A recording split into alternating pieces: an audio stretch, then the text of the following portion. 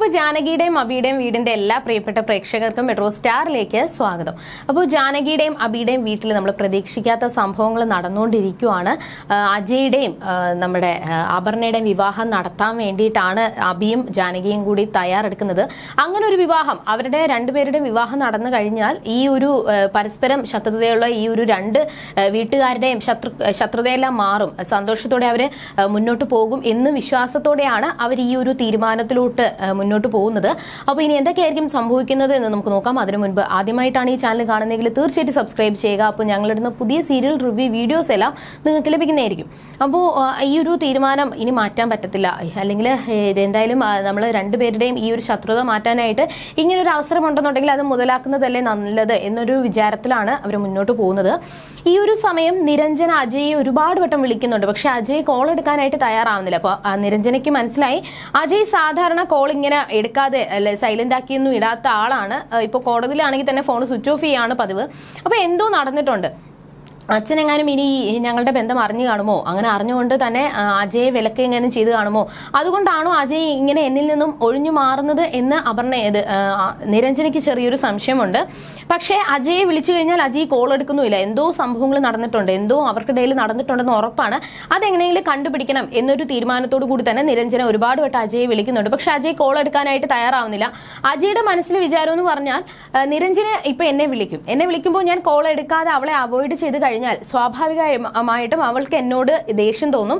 അങ്ങനെ ആ ഒരു ദേഷ്യം അകൽച്ചയിലോട്ട് പോവുകയും നമ്മൾ ബന്ധം പിരിയുകയും ചെയ്യും. അല്ലാതെ വേറെ ഒരു വഴിയുമില്ല. കാരണം അവളുടെ അച്ഛന്റെ ഈ ഒരു തീരുമാനത്തിൽ ഒന്നും ചെയ്യാൻ പറ്റത്തില്ല. ഇപ്പൊ ഞാൻ അവളെ അച്ഛനെയും എതിർത്തുകൊണ്ട് നിന്ന് കഴിഞ്ഞാൽ എന്റെ ആ ഒരു വക്കീലെന്ന് പറയുന്ന ആ ഒരു ഭാവി അയാൾ എന്തായാലും തകർത്ത് കളയും. ഇനിയിപ്പോ എന്റെ അച്ഛനെയും കുടുംബത്തെയും കൊണ്ട് അങ്ങോട്ട് പോയി കഴിഞ്ഞാൽ, പെണ്ണാലോചിക്കാൻ പോയി കഴിഞ്ഞാൽ ഉണ്ണിത്താന്റെ മനസ്സിലുള്ള ആ ഒരു ആഗ്രഹമെല്ലാം അച്ഛനോട് പറയും. പക്ഷെ അച്ഛൻ അതിന് എതിരെ ഇപ്പൊ അച്ഛൻ അത് സമ്മതിച്ചു കൊടുക്കാനേ നിൽക്കത്തുള്ളൂ. അല്ലാതെ എന്റെ ആഗ്രഹം നടത്താനായിട്ട് സമ്മതിക്കത്തില്ല. ആ ഒരു അച്ഛന്റെ മനസ്സ് വേദനിക്കാതിരിക്കാൻ വേണ്ടിയിട്ടേ അച്ഛൻ നിൽക്കത്തുള്ളൂ. അപ്പൊ പിന്നെ വെറുതെ ഒരു കുടുംബത്തിൽ പ്രശ്നങ്ങൾ ഉണ്ടാക്കുന്നത് എന്തിനാ എന്ന് വിചാരിച്ചുകൊണ്ടാണ് ഈ ഒരു ബന്ധം മുന്നോട്ട് കൊണ്ടുപോകാതിരിക്കാൻ വേണ്ടിയിട്ട് അജയ് ശ്രമിക്കുന്നത്. ഈ ഒരു സമയത്ത് അപർണ തന്റെ മനസ്സിലുള്ള ഇഷ്ടം തമ്പിയോട് പറയാൻ വേണ്ടിയിട്ട് പോവാണ്. കാരണം തമ്പിയുടെ ഭാര്യ ആ ഒരു മാട്രിമോണി സൈറ്റിൽ ഇത് രജിസ്റ്റർ ചെയ്ത കാര്യമെല്ലാം അപർണ പറയുകയും, എന്നിട്ട് എനിക്ക് ആദ്യം ദേഷ്യം തോന്നി. പക്ഷെ ആ ഒരു മാട്രിമോണി സൈറ്റിൽ നിന്നും എനിക്കൊരു ഫോട്ടോ ഞാൻ കണ്ടു. അയാളെ എനിക്ക് ഇഷ്ടപ്പെട്ടു, ഒരുപാട് ഇഷ്ടപ്പെട്ടു. അപ്പോൾ ഞാൻ ഒരു ഭർത്താവിൽ കാണുന്ന ക്വാളിറ്റി എല്ലാം അയാളിൽ എനിക്ക് കാണാനായിട്ട് സാധിക്കുന്നുണ്ട്.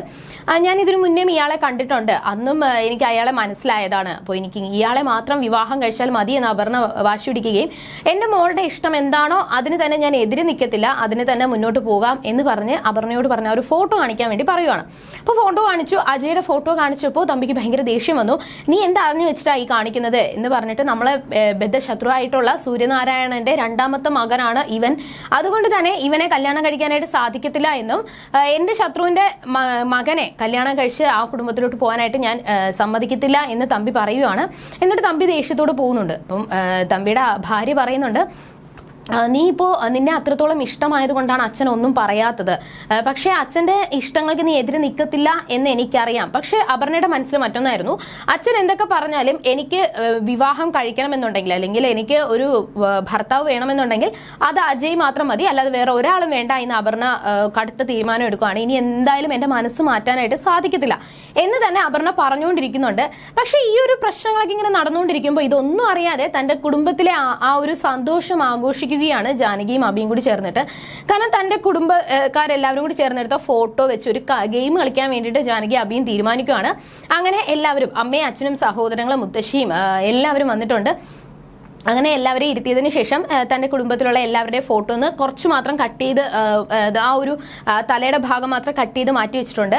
എന്നിട്ട് അവിടെ ബോർഡിൽ ഒട്ടിച്ചു വെക്കുകയും ഓരോരുത്തരുടെ കണ്ണ് കെട്ടുകയും, അങ്ങനെ കണ്ണ് കെട്ടിയതിനു ശേഷം ആരുടെയിൽ ഏത് ഫോട്ടോയാണോ തരുന്നത് ആ ഫോട്ടോ കറക്റ്റ് സ്ഥാനത്ത് ഒട്ടിച്ചു വെക്കണം.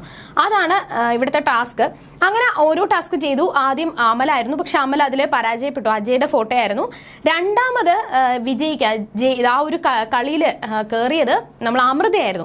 അമൃതയ്ക്ക് തന്റെ ഭർത്താവായിട്ടുള്ള ശരണിന്റെ ഫോട്ടോ തന്നെയായിരുന്നു കൊടുത്തത്. പക്ഷേ ശരണിന്റെ ഫോട്ടോ ആയതുകൊണ്ട് തന്നെ താൻ കറക്റ്റായിട്ട് ഒട്ടിക്കത്തില്ല എന്ന് അമൃത പറയുകയും, പക്ഷെ കറക്റ്റ് സ്ഥാനത്ത് ഒട്ടിച്ച് അതിൽ ആദ്യമായി വിജയിക്കാനായിട്ട് അമൃതയ്ക്ക് സാധിച്ചു.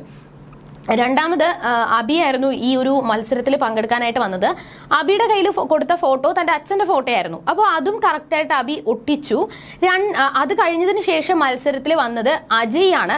അജയുടെ കയ്യിൽ തന്റെ അമ്മയുടെ ഫോട്ടോയാണ് കൊടുത്തിരിക്കുന്നത്. അപ്പോൾ അവിടെ വെച്ചാണ് ഇന്നത്തെ കഥ അവസാനിക്കുന്നത്. അപ്പോൾ ഇനി എന്തൊക്കെയായിരിക്കും സംഭവിക്കാൻ പോകുന്നത്? അജയ്ക്ക് കറക്റ്റായിട്ട് ആ ഒരു പിക്ചർ ഒട്ടിക്കാനായിട്ട് സാധിക്കുമോ? എന്തായാലും അപർണ കടുത്ത തീരുമാനത്തിലാണ്. അജയ് അല്ലാതെ മറ്റൊരാളെ വിവാഹം കഴിക്കത്തില്ല എന്ന് തന്നെയാണ് അപർണ പറഞ്ഞുകൊണ്ടിരിക്കുന്നത്. അപ്പോൾ അജയുടെയും അപർണയുടെയും വിവാഹം നടക്കുമോ, അതോ ഇനി നിരഞ്ജനയുടെയും അജയുടെയും വിവാഹമാണോ നടക്കാൻ പോകുന്നത്? ഇനി ഇതിൽ എന്തെങ്കിലും കഥകൾ മാറി മറിയുമോ, എന്തൊക്കെ സംഭവിക്കുമെന്ന് നമുക്ക് വരുന്ന ആളുകളിൽ കണ്ടറിയാം. അതുവരേക്കും ടാറ്റാ ബൈ.